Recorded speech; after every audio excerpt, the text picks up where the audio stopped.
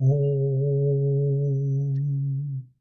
Mukam Karoti Vachalam Pangum Langhayate Girim Yatkripatam Maham Vande Paramananda Madhavam.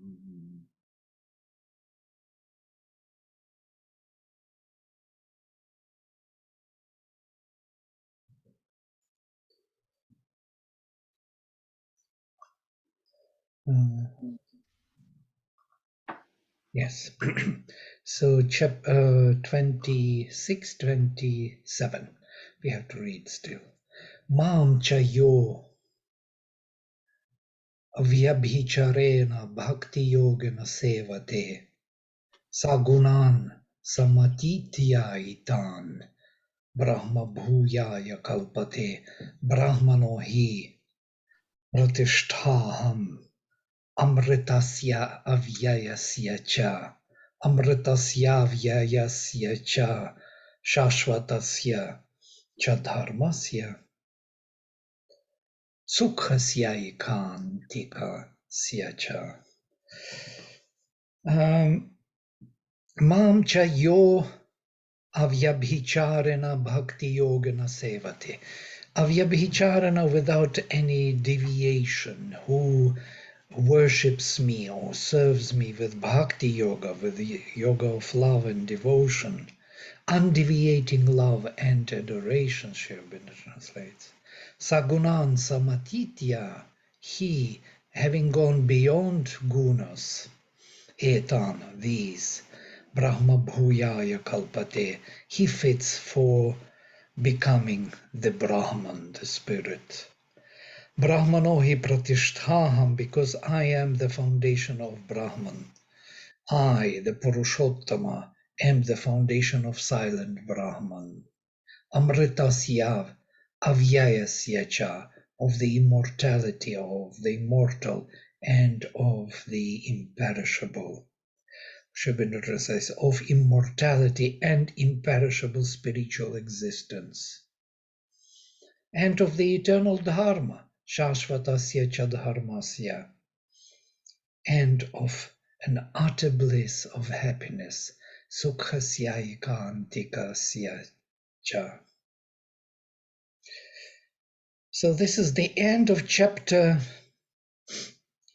14, and we prepare to the new chapter 15.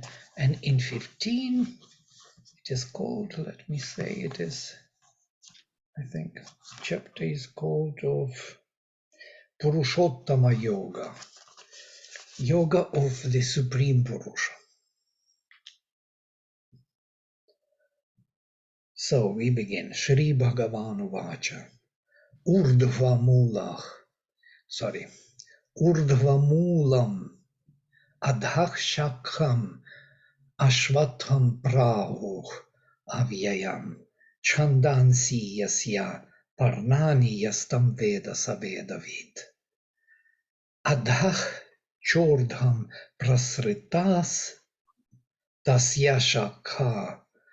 Prasritaha tasya shakha. Guna pravriddhaha. Vishaya prabalah. Adhah cha mulani anusamtatani. Karmanubandhini manushya loke.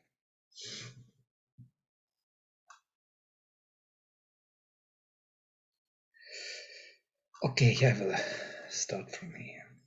Shri Bhagavan, the blissful, the blessed Lord said,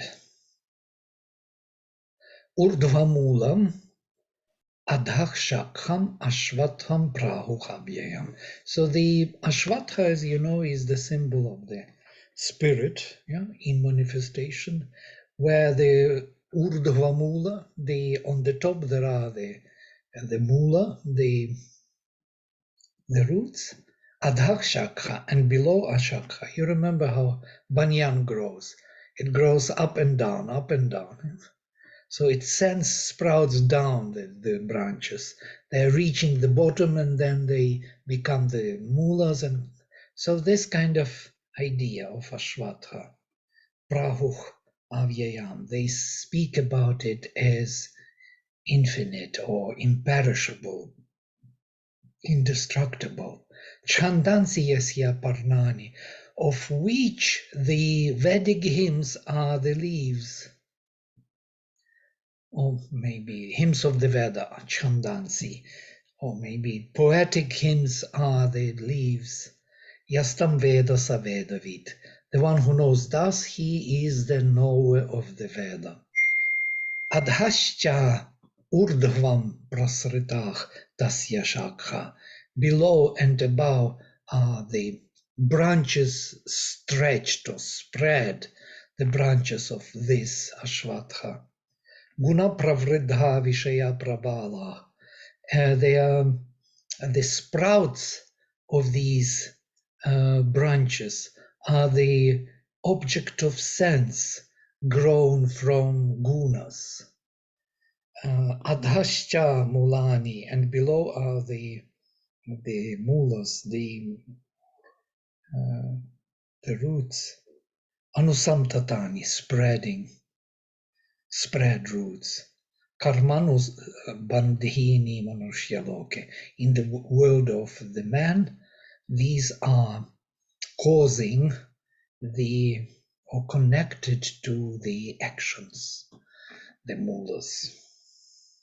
Or to karma, if you want to bring the idea of karma, but the idea of karma is not yet in the Gita, in that form as we know it later. Karma as the destiny or consequences of your action. It's not yet here, in that form as we know it later, in Buddhistic form. It's actually starting with Buddhism, this idea, and comes to Hinduism. From here, sanskaras, and karma becomes more and more important because there is nothing else to distinguish that reincarnation. Because the soul is not there to reincarnate in Buddhism. So there must be something very important, that is karma. And then Hinduism took it very happily in, and karma dominates now everybody's mind. Everybody speaks about karma, even in the US, you hear this. Yeah? It is bad karma. But in the Gita, it's not yet there in that form. And then what is interesting is this.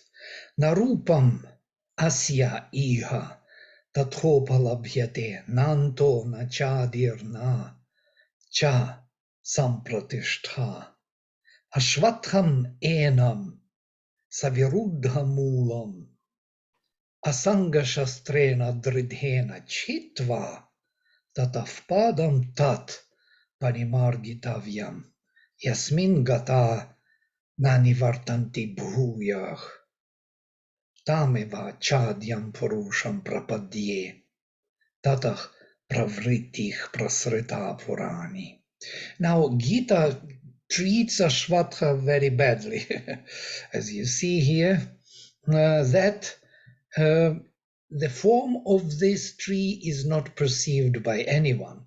There is no end, no beginning of it, no foundation. You can't perceive it. Ashvathamenam saviruddha rupam. But this Ashvatha with very firm roots, or grown, spread roots, asanga shastrena, with the sword of detachment, dridhena, with powerful, strong, chitva, having cut, tatav padam parimargitavyam. One should find their path, higher path, parimargitavyam, yasmin, on which gataha, the gone, nanivartanti bhuyah, do not come back. Tameva chadyam purusham prapadye. I find my refuge in that first original purusha, adyam purusham. Yatah pravritih prasrita purani, from whom all the actions come. Or spread, from which the activities is spread, the ancient one, Purani. So what is interesting here, if you compare with Katha Upanishad, because many shlokas in the Gita have similarity in Katha, some of them are identical, most probably taken from Katha. Katha Upanishad also has Ashvatha, but treats it totally different, yeah?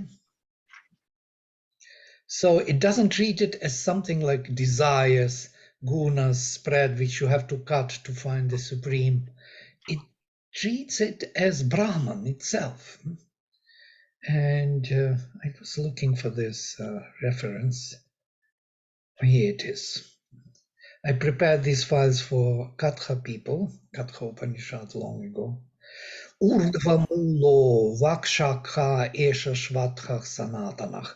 This Ashvatha is ancient, which has the roots upward and the branches downward. Tadeva Shukram, that is pure. Tad Brahma, that is Brahman. Tad Evamritam Uchyate, that is immortality called. So no cutting of Ashvatha here. So it is treated as Brahman. And I was thinking, why? What do you think? Why such a treatment, mistreatment in the Gita of Ashvatha? Well, it contains everything. Right.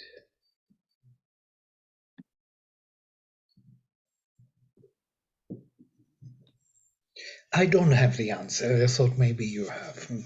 Could it be that Gita is later? Yeah, that's the only answer I had in my mind, that Gita is later and drifted towards Advaitic more approach, and later these ideas were more, or even something else, that Gita is more Kshatriya approach. Yeah? Many times he speaks this Kshatriyan language of the king, not of the Brahmin, like Jahi Shatrum Mahabaho Kamarupam Durasadam. Kill this enemy, the Kamarupa, yes? That which took form of desire, very difficult to satiate. So kill, I thought, wow, it's a very strong word, yeah, kill. But he says this to Arjuna, who is Kshatriya, who understands this language. For him, it's very, very okay to kill the desire and to be free from it. Yeah? Could it also be that in the Upanishad, it was more the sense of unity, but by the time the Gita came to be spoken, the sense of detachment, Mayavadi, that this world is an illusion, leave it, Yeah. cut yourself off from it, detach from everything, seek only the higher, merge in the higher. That kind of thinking came in. I don't know, I'm just guessing. Yes, absolutely. I was guessing the same way as you, huh? That most probably that is it. And also this Kshatriya thing, and also not to spread too much into the detail of Brahmin knowledge. It's not, for Arjuna, it's not really, tracing back to the supreme. He will speak about Purushottama in this chapter, by the way. It's interesting that he is that and this Purusha, Kshara and Akshara Purusha, both. Yeah. So Purusha in manifestation and Purusha beyond, and something above both. So the one who knows them as both, he knows me and he really loves me. So in a way, he's not denying Ashvatha totally, so to say, because Ashvatha is everything in this manifestation, but still this mistreatment of cutting it with but with what? With the sword of detachment. Yeah? There's something there spiritual. It's not by the sword, but detachment.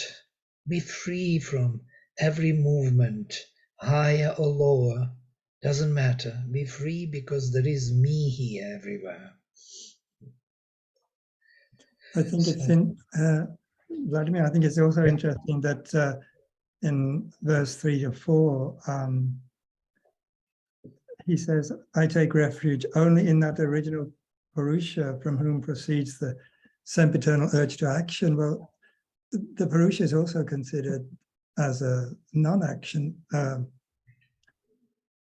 as to be a Purusha of non-action. So I think the Gita in this case is stressing the action, which would perhaps appeal to the Kshatriya more than the non-action. Right. It's also interesting, yes? It's not disappearing in Purusha as a witness, Right. forgetting the world, but find the Purusha original from which all the action starts. Right. So action is kind of mentioned as a continuation of Purusha. Yeah, wonderful, yeah. So one can then cut this Ashvatha with sort of detachment, because if you have to find a Purusha from whom all the activities begin, then you find the origin of activities, and then you reconstruct Ashvatha again, as it were. See what it is. Yeah? Because nobody can see the form of it. Nobody can understand. Narupamasya iha tatha upalabhyate. Nobody gets it. Na antach, no the end, no beginning, no the foundation. Nobody knows it. So instead of going into that study, cut it with a sort of detachment and find the Purusha from which all the activities begin, and most probably then you will see the Ashvatha. Ashvatha will not die, as it were. It is eternal, it's always there. So we found the compromise. Okay, thank you for these suggestions. They are very, very to the point. So, and then, Nirmana Moha, Jita Sangha Dosha, Adhyatma Nitya, Vinivritta Kamach, Dvandvair Vimuktach, Sukha Dukha Sanjnaich, Gachanti, Gachantya Mudhach, Padam Avyayam Tat. To be free from the bewilderment of this lower Maya, nirmoha, so to say, and without egoism, nirmana. This is one word, nirmana moha. Those who have no mana, no moha, no bewilderment, no egoism or consideration of one's own importance, let us say. The great fault of attachment conquered, so to say. Dosha, Sangha, Jita. Interesting compositor. Jita, Sangha, Dosha. Whose dosha of attachment is conquered. Whose mistake of attachment is conquered. So it's a name, it's an adjective to the person. Conquered attachment mistake. That's his name. Adhyatma Nityach Vinivritta Kamach.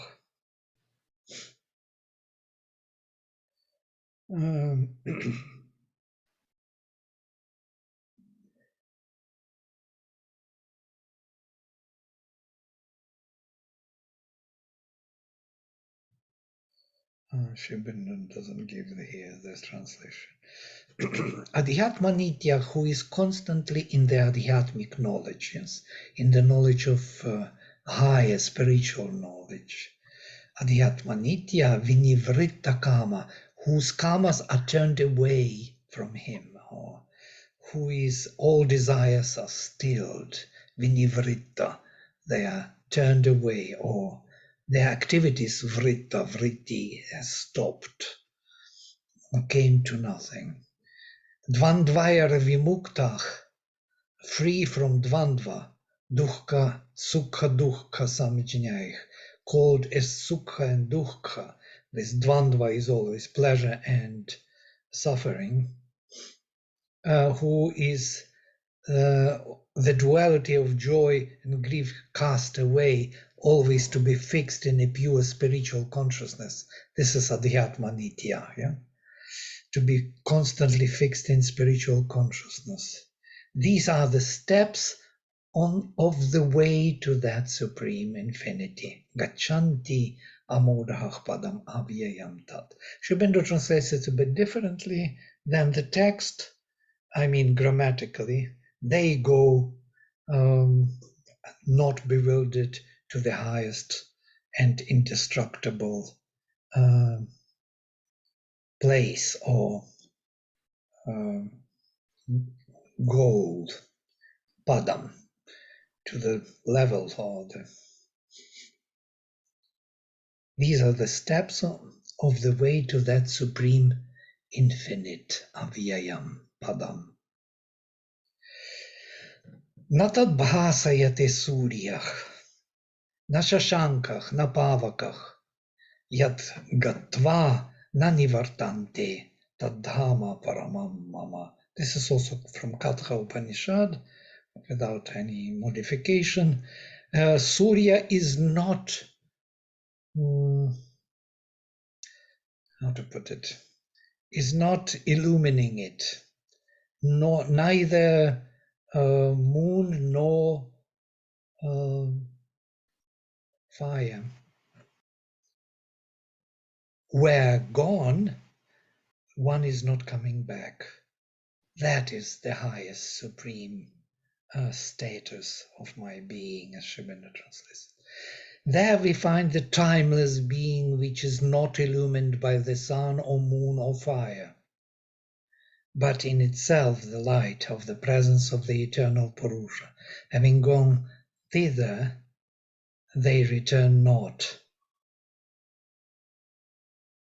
That is the highest eternal status of my being. In Katha Upanishad there is similar verse, and it continues that nothing is shining with the light, if you remember, yes, of the by itself. Everyone is shining by his light.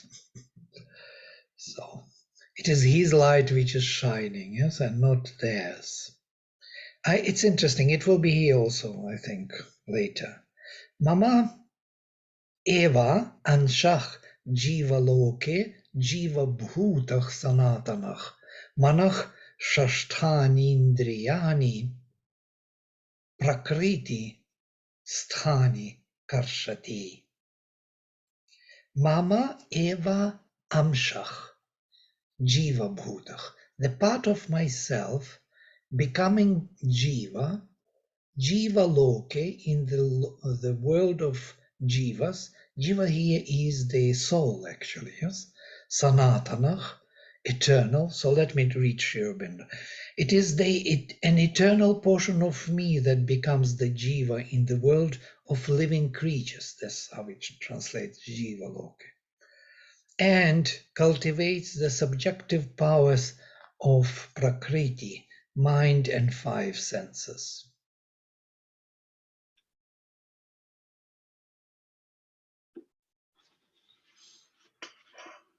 So it's basically pure Sankhya, yes? Purushas, many Purushas coming to Prakriti, and they are, with their attention, cultivate or begin the creation.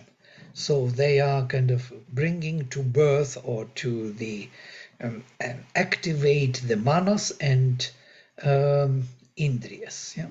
Manah Shashtha, the 6 manas, and other indriyas, and 5 indriyas with 6 manas, 6 sense. Yeah? Prakriti sthani karshati, cultivates. That's how he translates karshati. Interesting.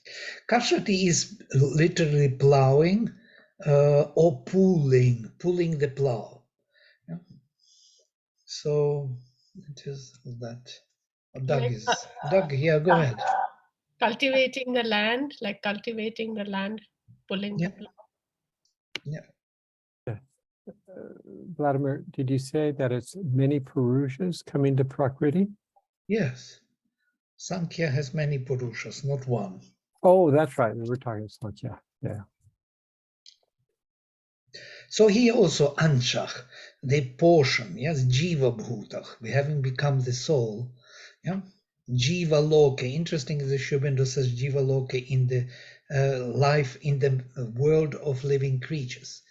I would think that if Jiva Bhutach, Jiva Loke, Jiva Bhutach, that means actually in the world of Jivas, yes, in the world of the souls, Sanatanach, eternal. And that one activates the staying in Prakriti, 6 Indriyas and Manas.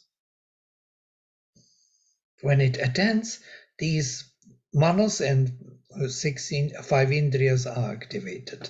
Why? Because actually it brings them with himself. His attention to Prakriti activates in her exactly these faculties of consciousness which Purusha has with him. Seeing, hearing, they're kind of penetrating the Prakriti and making the world. We saw it in Aitareya Upanishad. By the way, that was a secret knowledge. In Sankhya, it's not clear where the Indriyas are coming from. But in the Upanishads, we find the answer. They are part of Purusha. These are the subtle senses. Yes, or they're always subtle. Mm-hmm. All senses are subtle, even those who are turned without. Yeah? Because how else they would be unsubtle? Mother talks about 12 senses. She says there are 12 senses actually. And what are they? I have no idea, but she mentioned in the conversations that there are 12 senses. So I myself wonder what they are. Did she mean also the subtle along with these 6? These 6 and those 6 make it 12. I don't know. I'm just guessing. That you think? I don't think so. Because Sri Aurobindo explains Indriyas, he says that they are pervading all the planes, so they're infinite. Indriyas are infinite. They are not the senses we think of them as only turned without. Senses can be turned within, and within they have their own life, and they can reach to Purusha because they come from the universal Purusha. And they have to return to him, actually. And only with him that they are fully satisfied. And this is the problem of our life. We want to satisfy senses without waking up the source, the Purusha. So this will never be satisfied. Whatever you do, yeah, you get all the satisfaction for senses in the outer world, they will be still dissatisfied because they don't have that where they are satisfied. That is Purusha. And that is actually pushing the evolution forward, that dissatisfaction. Yeah, Prakayasta, I just did a quick Google and found, You got yeah, some nice this mustache. yeah, well, this is Vedic education in the 21st century. Mother has a talk here, 3rd February, 54, Mhm. on widening the physical consciousness. And it says this talk is based on Mother's essay, Vital Education. She said, in some ancient initiations, it was stated that the number of senses that man can develop is not 5, but 7, and in certain special cases, even 12. Even certain races at times have, out of necessity, developed more or less perfectly one or another of these supplementary senses. With a proper discipline persistently followed, they are within the reach of all who are sincerely interested in this development and its results. Among the faculties that are mentioned, there is, for example, the ability to widen the physical consciousness, to project it out of oneself so as to concentrate it on a given point, and thus obtain sight, hearing, smell, taste, and even touch at a distance. And then the person she's with asks what the names are. So we can go into that, but it's I should, I can show you the screen or just. Oh yeah, Thank No, you. it's Thank you. If you want to take this much of a digression, but it's a long paragraph, it's about 20 lines. sure. Can you send the text to us? It would be lovely if you want. Sure. The thing is here, that's what I found when you named them. I can see that they are not changing. Yes, tattvas are not changing. There will be the same seeing, hearing, touching, smelling. Mhm. You can't change those. Yeah, widening the consciousness is not the sense. It's a capacity of widening whatever consciousness, seeing widening, hearing widening. There will be the same faculties because I do not know why. Because I'm saying, because Purusha has them, yeah, so to say. But the capacities, yes, will be enlarged. These are like siddhis, yeah, laghima, mahima. So you have siddhis which can make you very great and far, or very small, or very exteriorizing from the body coming out, and so on. There are many activities of consciousness through these faculties which could be kind of. But thank you for clarifying. So because I was already thinking, what is this? Did I miss something fundamental? No, that there are some other senses. Yeah. So these are esoteric. The additional 5 and perhaps 7 are really esoterically developed senses, are perhaps for specialized races with different faculties than we have. Since I was so much involved in studies of the faculties and collected quite a big number of different views on how our faculties work, like seeing, hearing, and so on. And we had with you already some kind of we have looked into Savitri, how Sri Aurobindo is using these faculties, and I did the whole study of them. And kind of how many times he used mind or thinking or seeing, and in what context. I kind of looked how this faculty of seeing can be seen. Yeah. So on each of the levels, from the physical to the highest supramental, yeah, from on the supramental, it is a revelation. It's a direct evidence of the truth. It's the contact of the self with the self, yes, which doesn't need any explanation. Yeah? So, and still, amazingly, it is the same faculty of seeing. So it doesn't change its very character.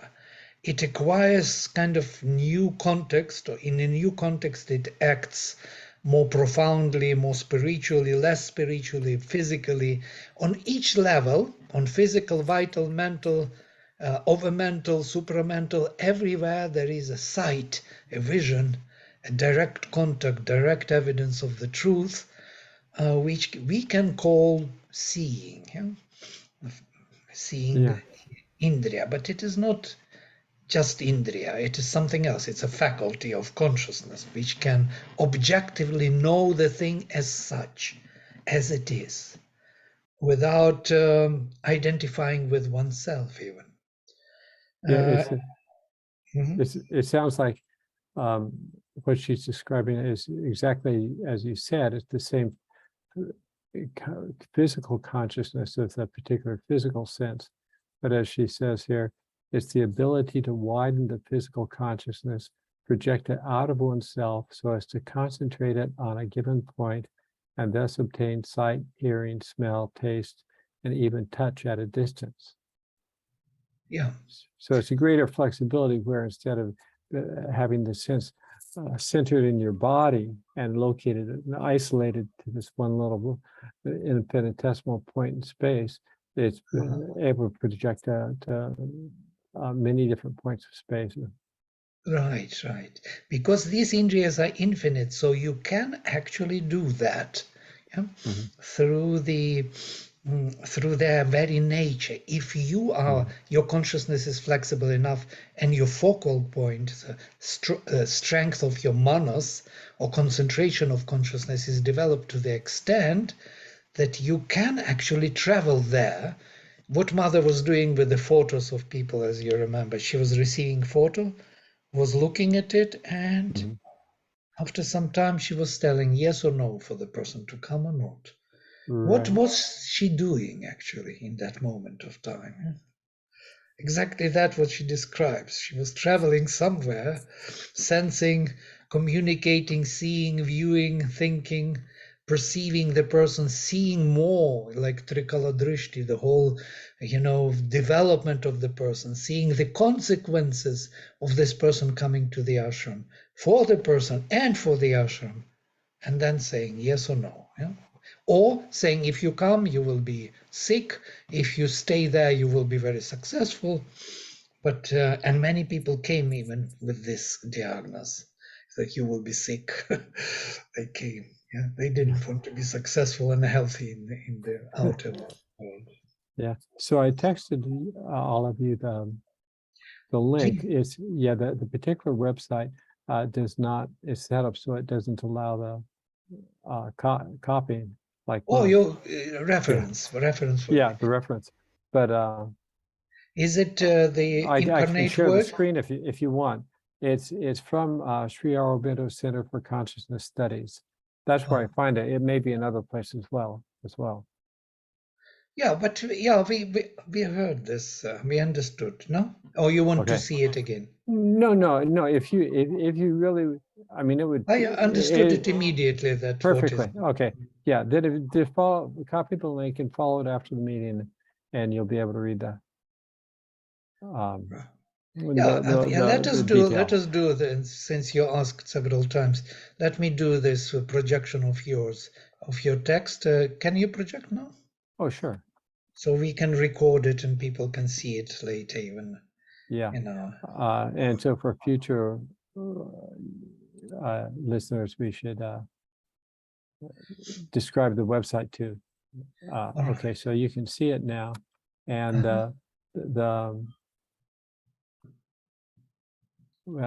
yeah, when we're through this, I can. Oh, there. Okay, there you can see the link up at the very top. Yeah. Oh, it doesn't expand. So it's saccs.org.in. Right. So we can see obtain sight, hearing, smell, taste here below. Yes. Yeah. Very nice.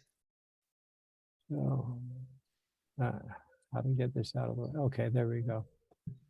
Someone says, what are the names of these senses? And Mother answers, the names. In the Chaldean tradition, they were in Chaldaic. In other traditions, in other languages. In Egypt, they were written in hieroglyphs. Each system gave its name. I had a list of the names, not only of the names, but also of what they represented, what kind of sense each represented. But it was a very long time ago. I don't remember them any longer. As I have said there, it is in the field of things seen, felt, done at a distance by a concentrated projection of consciousness. For instance, one is in a room, and due to an illness or an accident, one cannot move. Next to this room, there is another. Next to that, there is a sort of bridge. After the bridge, there are steps going down, and these steps go down to a big studio in the middle of a garden. Now the person laid up in the room wishes to know what is going on in the studio. He concentrates his consciousness and then extends it, so to say. Truly, it is as though he extended it almost materially. And he goes along the whole way and reaches the studio. But if he does this properly, he sees what there is in the studio, can hear what is going on, though he is not there himself. The body is lying in a bed in a room, but the consciousness is projected. It is physical consciousness. It is not an inner state, for one sees physically, hears physically. If there are people in the room, one sees them, and if they are speaking, one hears them speaking. Naturally, it is not from the very first day that one succeeds. It asks for a very rigorous discipline. It corresponds a little, to the capacity which was developed in the Red Indians due to the conditions of their life. I don't know how it is at present, but formerly they used to put their ear to the earth, and they had so fine an ear that they could hear steps more than a mile away. They heard the steps of those who were walking at a distance of more than 2 or 3 kilometers, simply by putting their ear to the ground. Or take the dog, which, if given something to smell, finds the trail of that scent again, can follow it with its nose. Well, it is one kind of supersense. That is a sense that has reached such a degree of intensity and refinement that it can indeed feel what the ordinary sense does not feel, see at a distance, really see physically at a distance, through walls. It is said that the blind develop a sense which enables them to feel an object at a distance. They do not see, they walk in darkness, as in a black night, but they have a kind of sense of touch at a distance, a material contact due to which, long before touching the object, they know, for example, if there is a piece of furniture in their way, long before knocking against it, they feel it from a distance. Yeah. Thank you.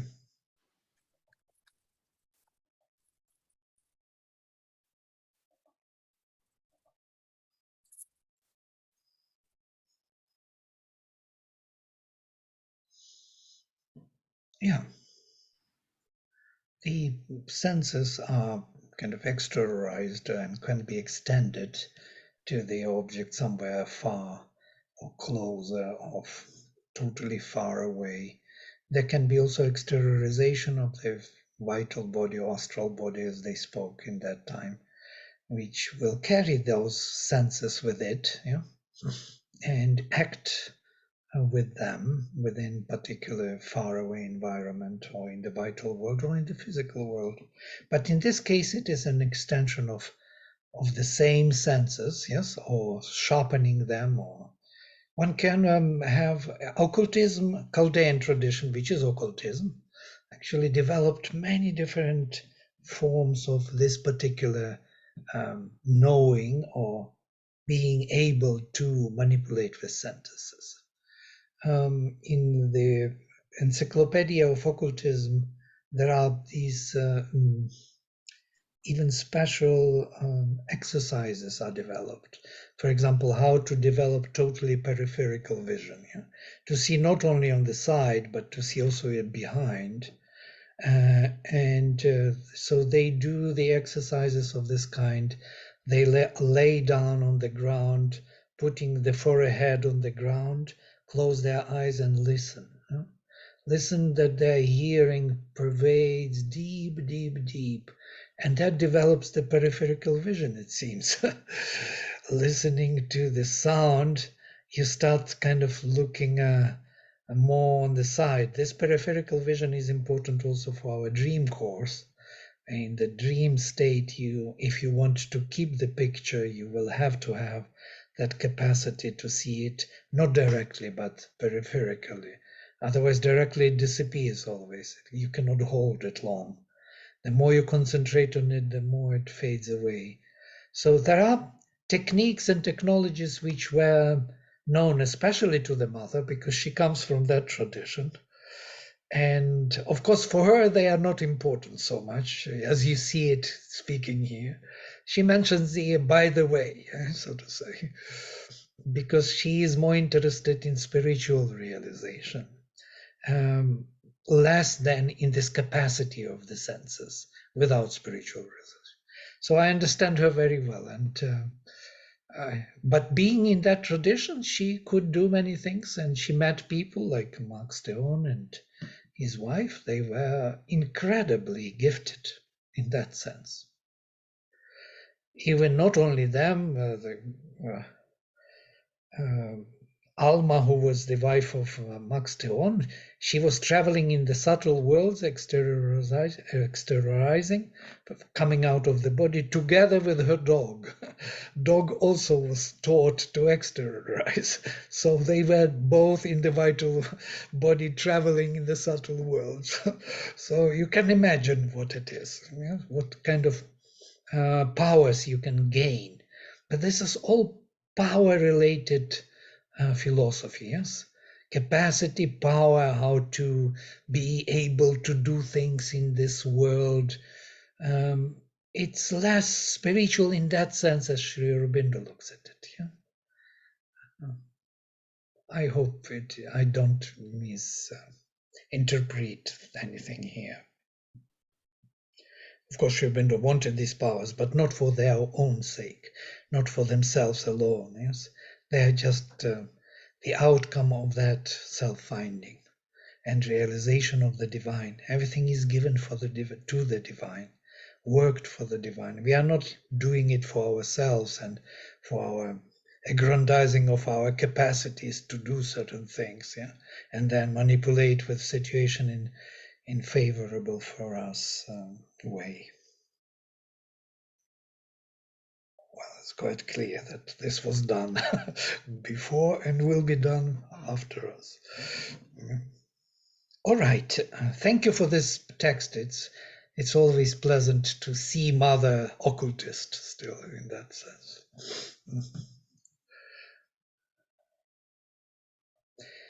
And without her, of course, not much could be done in the integral yoga. She brought some element which Sri Aurobindo himself could not manage without her. We should know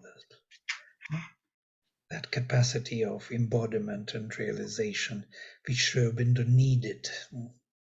When she came to ashram, there were only few disciples and Sri Aurobindo, and the money were on the cupboard on the top.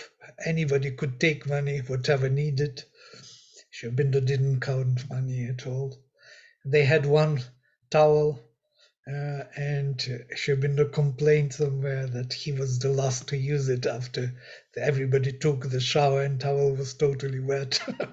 So this was the lifestyle, how Rishi Sri Aurobindo lived before Mother came. And once she arrived, she changed the whole thing. She created the ashram and production, people. This is the capacity of consciousness to embody, to manifest, yeah? Which Sri Aurobindo needed, and she did it for him and for us. All right. So I think I justified my comments with this. Coming back to Shariram yad avapnoti yachapyut kramati ishvarach Grihitvaitani samyati vayorgandhan ivashayat. Strange verse. Shariram yadavapnoti, when he gets the body, yachapi utkramati Ishvara, and when Ishvara leaves the body, Grihitvaitani samyati, when he goes, he having taken all of these which Indriyas and Manas, Vayurgandhan Iva, as if Vayu takes the fragrance from the vase, let us say, from the vase of flowers. The fragrance is taken away. There is no more fragrance. So it is there, the body is there, but there is no life in it. So when Ishvara moves out, so to say, he takes away all with him, and most probably these are the Indriyas and Manas, because these are the extensions of Purusha. When Purusha attends to Prakriti, these are being activated by her, Karshati. He makes them act. But when he withdraws, these Indriyas and Manas, they disappear. Or their fragrance disappears. Let us read how he translates. When the Lord takes up this body, he brings in with him the mind and senses. And in his going forth too, casting away the body, he goes taking them as the wind takes the perfumes from a vase. This is actually a very interesting indication which Sankhya doesn't have. Yeah? Sankhya doesn't explain Indriyas and Manas as the formation of Purusha.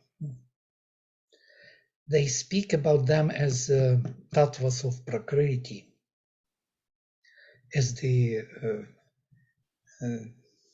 elements of Prakriti, inherent in Prakriti, but it is not so. Here it is clearly stated, yes, that it is Ishvara, brings them in and takes them out. And here they are, 5 of them. Shrotram Chakshuh Sparshanam Cha Rasanam Granam Eva Cha. So Shrotram hearing, Chakshuh seeing, Sparshanam touching, Rasanam tasting, Granam smelling.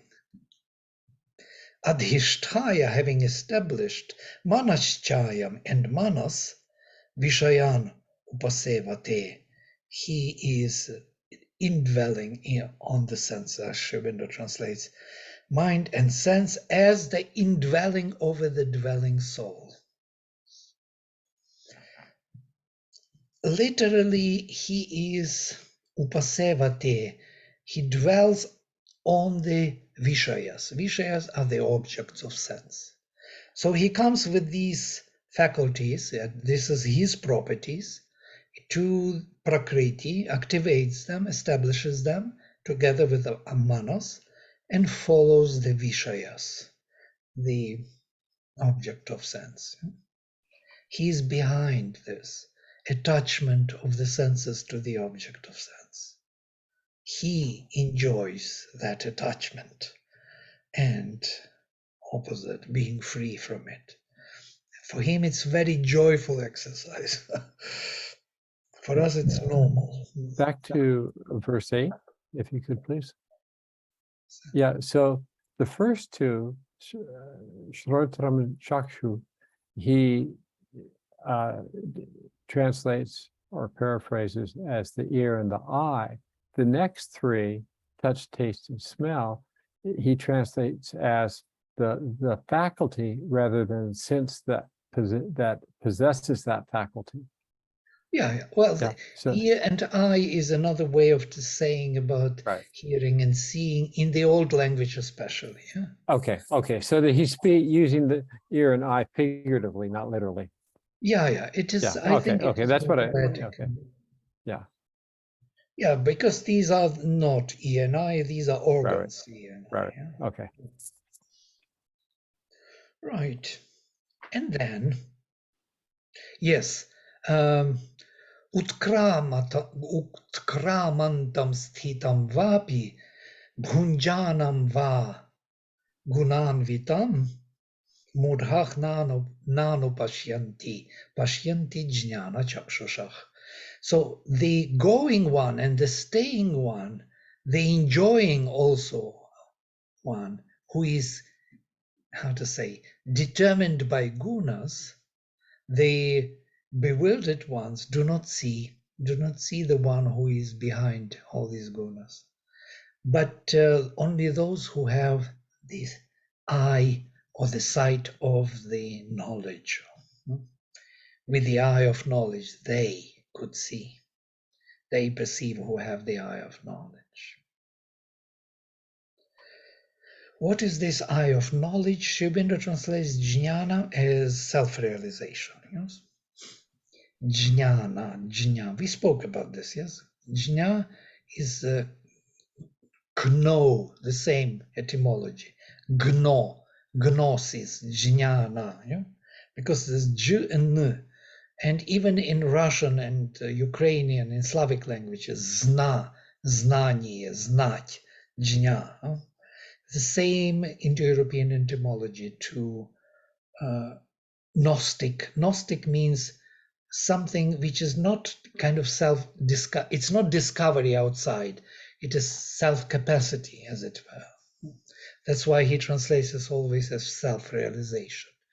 Whereas Veda and Vidya is from root vid, to objectively discover, to recover, to come to know, yes, something. It's more like a vid in Latin, to see more objectively. So Veda is rather a discovery. Vidya is kind of recovery or discovery of some being, whereas jnana is not recovery or discovery. It's a self-capacity, self-realization. So we say always knowledge for both, but they have very distinct, different qualities in Sanskrit. So with capacity of self-realization, with the sight of capacity of self-realization, they see.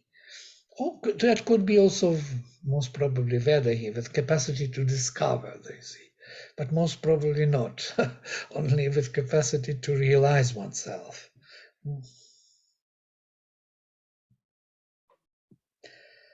I had a quick question here. Sorry to interrupt. Yes, we can stop here. 10. We read today 10 verses. It's quite a mouthful. So when he's talking about the knowledge, is he? Can we say that the senses are used outwardly as separative knowledge, and when they are turned within for self-realization, then it's knowledge by identity? Right. Sri Aurobindo talks about these two kinds of knowledge. Yes. And in between, there are two more. Yes. Between the knowledge of identity and separative knowledge, there is direct, there is indirect, and there is intuitive, some closer to the knowledge by identity. Amata has the whole scheme very beautiful. I have somewhere a slide which actually shows these levels till the knowledge by identity is realized. But in this sense, also, the faculties remain the same. They act in the same way, whether you turn them outside or you turn them within, you have the object of sense. Yeah, you're looking for the self somewhere, for the self outside, for the self inside. So without these senses or these faculties, one cannot know oneself. Yeah. Mhm. Or maybe one can. What do you think? Siegfried is here. He will come now with that one can know without the faculties. Can one know oneself without the faculties? No, Siegfried. Like jnana chakshushah, with the eye of self-realization. But still, eye is here, the seeing of you cannot remove it because then what you see actually, or what you comprehend here. So somewhere Sri Aurobindo says that this seeing and hearing are two fundamental faculties of consciousness, without which actually not much is possible. What can consciousness do if it is not seeing or hearing, apprehending or comprehending? You cannot apprehend anything, any being, and cannot comprehend what it is about. So then where is consciousness then? There is another very good question. If you can imagine yourself not capable of seeing neither inside nor outside, not only blind outside, but also inside, blind inside. Can you imagine such a thing? You close your eyes and inside there is nothing to see. And then you are deaf, outside, inside. You cannot touch anything, neither inside nor outside. You cannot speak anything, neither inwardly nor outwardly. There is no speech faculty. You cannot think anything, feel anything. So where is consciousness then? Nowhere, because the soul cannot express itself.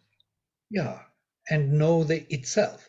Know itself, know the being, know the outer, inner being, innermost being. It needs some way to do it. Yeah, some function of consciousness has to be there. Focusing is manas, If I don't have the focal power of consciousness, can I really know anything? No. So on what would I focus? I cannot focus on anything. So whatever comes, okay. But that is not the end. I cannot see anything, apprehend. I cannot see any form. And I cannot comprehend anything because I don't apprehend already. So there's nothing to comprehend. So it's really amazing that Purusha with faculties is actually consciousness. That's the difference between life and death, I guess. When one But dies, consciousness leaves, right? Mm, it's important to remember that consciousness is independent of the brain too. Yes. absolutely. Brain, eye, ear, these are the physical instruments for the consciousness to function in the physical world, yes? And maybe sometimes in the subtle physical, and maybe vital helps, yeah? That foundation helps to operate there from the ground of the physical. But they are built by these faculties for the sake of their operations in this world. Otherwise, why do we need brain if we don't have anything to function here Well, with? that's so true, but I'm just speaking of pure consciousness, like consciousness as a concept and pure consciousness. Right, as a mental concept. And here we have this dilemma, which I was always trying to refer to with Matthias and others, that in the Upanishads there is no such concept of pure consciousness. It's Purusha with faculties, yes? Fully charged with faculties. That is pure consciousness. Purusha was created for the sake of manifestation of the higher self, which has no faculties. Now, Purusha was made with faculties in order to create time and space for these faculties to function. So time and space is the phenomena of these very faculties of apprehension and comprehension. Otherwise, it would not come into existence. Why we need time and space if there is nobody there to hear or to see anything? So what does it mean, this time and space, then? It's not even possible to comprehend. So in the Aitareya, it is like this, that faculties come from Purusha one by one, like his mouth broke forth, his nostrils, his eyes broke forth, from the eyes vision, seeing, from the seeing sun was born, the light. His ears broke forth, from the ears hearing, from the hearing space came into being. So space and light are the outcomes of him needing to see and hear. Otherwise, they would not come into existence. Well, we don't think that way because we are materialistic and we think that everything universe was here long before us and we just developed here by chance somehow, and now we have it and we wonder about it. But it's not the knowledge of the Upanishads and the Gita. This universe could not come into existence if he would not bring his faculties, and they create all possible varieties of relations in time and space, because these are the fundamental faculties, irreducible tattvas. Yes, you cannot reduce seeing to something else or hearing to something else. You cannot reduce speech, self-expression to something else. It's the fundamental faculty. He has that faculty of expressing oneself. Everything in this world has that faculty, and it expresses itself, communicates itself with other selves through that faculty. Though languages are different ways of expressing oneself. So the faculty of speech is so rich. Yeah? So many forms of, so many languages are here. Body language and so on, language of art, music. These are languages for self-expression of who? Of someone, Purusha, there, who uses this faculty to express himself. to manifest his beauties and delight.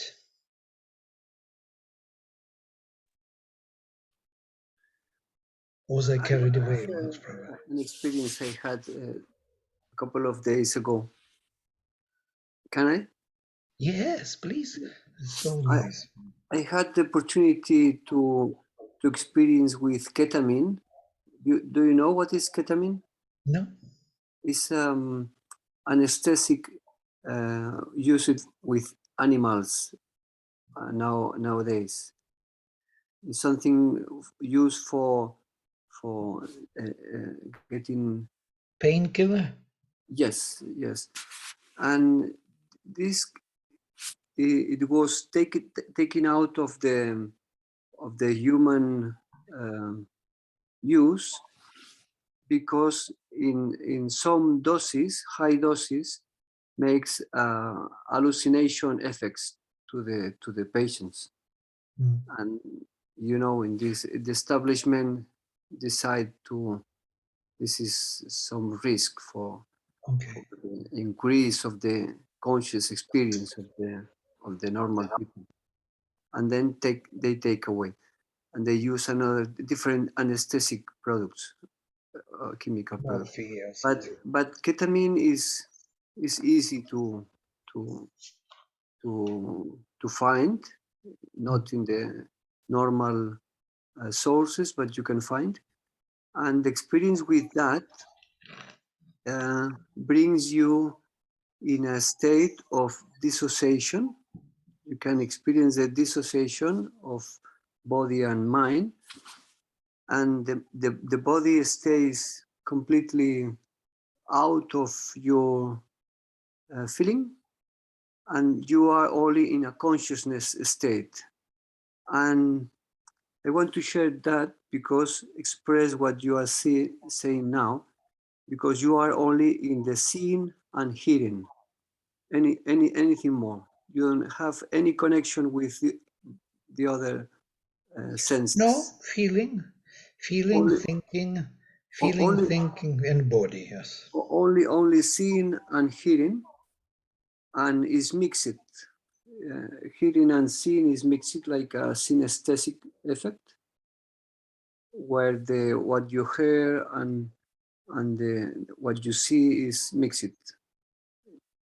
And this is described, some people describe this experience with ketamine like past life, or the moment when you are in the dying process.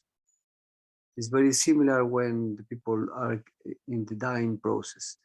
And it's a good experience for training yourself. If you want to know what is going to happen in that process, then you are getting more familiar with that. You're taking out the fear of dying. Because when you join this experience, you enjoy it a lot. It's a beautiful experience. Really? Isn't it frightening, scary it's- to leave the body like that? Sorry, say Scary? again? Isn't it frightening when you just kind of leave the body and kind of you're just in another space? We was a group of people. We joined the experience together. A group of people. We was 33 people in the same time, experiencing the same, with the same doses. The doses, it was 50 milligrams of ketamine, and it was different experience for each of us, but more or less the same. And the experience is full of love. When you experience that, it's full of love. You experience love, but love like the how do you say, the birth, how do you say, aliento. Sorry, I'm going to find a word. No, you can say in Spanish, Aliento. aliento, alien. No? Aliento. Breath, maybe? Aliento's breath. Breath, yes. Okay. If I give you an example, when you experience the breath, you experience the breath like you are painting the painting. Your breath is getting out of you like light, color, light, and it's like you can paint the environment, and you can experience this breath is coming into the people are closet with you, or even you can imagine people who are far away, and you can experience you are using the same breath into them, and you are using the breath into you. And this is like how you can experience the consciousness. Is the same consciousness. The breath and the conscious, prana, everything could be different names for the same. And in this kind of experience, you can see how limited is the small ideas of the persons, how the transitory are the idea of the personality, and then is the bigger experience is to be is the same consciousness for everybody, everyone.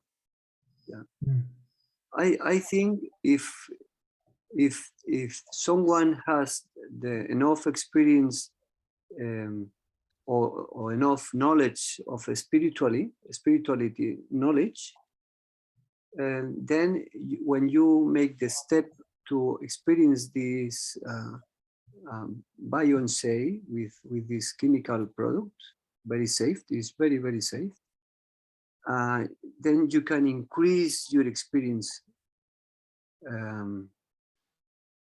Yeah. It's enormous, the difference. But I heard the different people who didn't have spiritual interest, they can feel a lot of love and pleasure, but they didn't have any meaningful experience like me. I had this meaningful experience, I think because I have the setting, the proper setting in my background. And then all these images and my own research into this immersive experience. I make my own research and experience with the breath and with my imagination, and try to go out to go with my lovers. You know, you don't lose the control of your mind. You have the control of your mind, absolutely, but you feel how the consciousness is wide, and you can how you share this. The consciousness is something you are sharing with others. It's not only yours consciousness. It's something we are sharing, like the breath. Yeah, it's very similar. By the way, what you're saying, the usage of the substance for this purpose can be a very good push away from some kind of, person cannot break through the barrier. But the point is here, I will tell you my experience. Many of my friends went to some usages of substances and so on. And I slowly saw how we go different paths, astray. They went this way, I went that way. So to say, we never met afterwards, because once you substitute your capacity of finding that vaster consciousness with the help of substance, you become kind of restricted to a particular, though you have experience now, now you should never come back to this substance. You should find this experience by yourself and build all the bridges from your waking state to that state and carry it within yourself. Then it becomes yours. Otherwise, it will never be yours. And all kind of forces and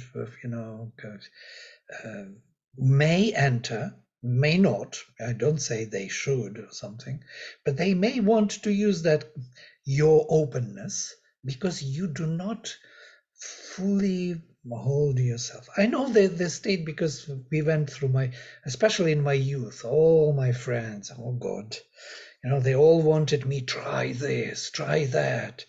And what is interesting, somehow myself, I was something was kind of helping me or some. So whenever I tried all with them, because I was young, the same, I'm not cool if I'm not doing with them. So I had only headache and stomachache and nothing else. Couldn't sleep the whole night. There was no fun at all. They were all in fun and some high, and I was just suffering. So from that time on, I have no interest to any substance. Yeah. What I want to tell you, but I think it's very difficult because my language is very poor for communicate. But what I want to tell you is it's very important, the set and the setting. The set is how are you, in which moment of your life, or what is your Yes, background. definitely. I And believe you. You can right, use it. I'm not judging. You can use it for help. Yes, definitely. Mother even says about this. You can use certain powers of these grass of Oshadhi to push your consciousness into the openness, to remove the barrier, to see the light, to see the depth. You did it, and that's wonderful experience. And I believe you. I'm it's not judging. incredible. You can imagine. You can imagine. It's like you are talking, explaining me how is, for example, Auroville, and you can describe because you are very Yeah. rich with the words, and you explain me when you are wake up in Auroville, you can go there and you can feel very kind the people, this that you can go to much wonder, everything you can explain me by words. But if you can invite me to make the trip and enjoy one day in Auroville, then I can understand what you want, what you are trying to explain me, because I feel from myself. And this is what you can experience with this bio and psi. If you are using this kind of openings. And yes, depends of yours, depends of the setting, of the environment, and depends of the preparation, depends of the time you are using for that, depends of the elaboration, depends of the integration of the experience, depends of many things. But if you have any friend uh, who have the experience with that, and yeah, I have many I friends who invite you to experienced do it. something what you describe in very beautiful colors and movements and travelings and so on. But our paths went like this, yeah. So just telling you from my side, just remember what I have to tell you, sharing with you also experience. Yes, it's an experience of some kind which may help also for you to orient yourself, because feelings, though they are so powerful and mighty, is not the whole thing. Yeah, spiritual life is less feelings. Yeah, it's more the delight of existence. It's not Yeah. exciting. I think this is why I share with you this experience, because when you say what is hearing and seeing for the Purusha or for consciousness, I recognize the experience. I remember Right. I had That the they're experience, and that's infinite. They true. have absolutely, That's true what absolutely. Vladimir says, because when you cut the relation with the body, because this is what the anesthetic uh, effect do for you. You are like floating in the space Mm. with it, without any limitations, and what you are Yeah. uh, uh, experience is this hearing and seeing. Yeah. Beautiful. No, anesthetic experience, many people feel that finally they could rest one time. There was a real deep, disconnection from the body, which is so troubling, Yeah, that finally you are free from all ties that's it. That's and it. you can be yourself. Yes, and that is that what you're describing. Yes, Yeah, that's thank it. you. And this is only for 1 hour and a half. It's not too much, and it's very very soft to go into to the to the submit, and it's very light. It's very easy to coming back again, and it's Right. not necessary to repeat it again. Oh, You lovely, lovely. you I'm have glad to a hear. proper background, and you are doing this as a research, and try to go very focused and try what you can do or what you can't do it in this state. It's enough. It's enough. It's not Yeah. necessary to repeat it anymore. Yeah, you have to repeat it in with your own power now. You have to come to it, arrive at it through This is your own my concentration experience. meditation. I can take it out from me. Now it's in my experience. Me Okay, and that even better. experience are together now. Lovely, lovely. Yeah, but there is no judgment whatsoever. Only the addiction can be the problem. Otherwise, if there is no addiction, and experience is always welcome to learn more about our consciousness, how it functions beyond the body, exteriorization. And many of us had these experiences of coming out of the body totally aware. I had this at the beginning of my journey, especially. I wanted so much to go out of the body. Yeah. Yeah, it is Then, very, very experience. It's not a yes, small thing. Yeah. this probably is good to share. It's very important to go in this kind of experience with the proper people, proper place, Yeah. and with the proper background. If you are a spiritual researcher and you are an adult, 50 Yeah. years up, then you can feel okay, I'm safe. I'm not doing this for because I want to escape. I want to, To learn, to know. to Yes. learn, right? Experience. Yeah, absolutely. Absolutely. And we all want to know who we are, how we function. So we try this, that, we see how it works with us. That's absolutely right. Okay, wonderful. Thank you for sharing, Siegfried. It is important. Yes. Thank you. Okay, I will close with mantra. ॐ सर्वे भवन्तु सुखिनः सर्वे सन्तु निरामयाः सर्वे भद्राणि पश्यन्तु मा कश्चित् दुःखभाग् भवेत् ॐ शान्ति शान्ति शान्तिः श्रीगुरुभ्यो नमः Harihi Om. Stand.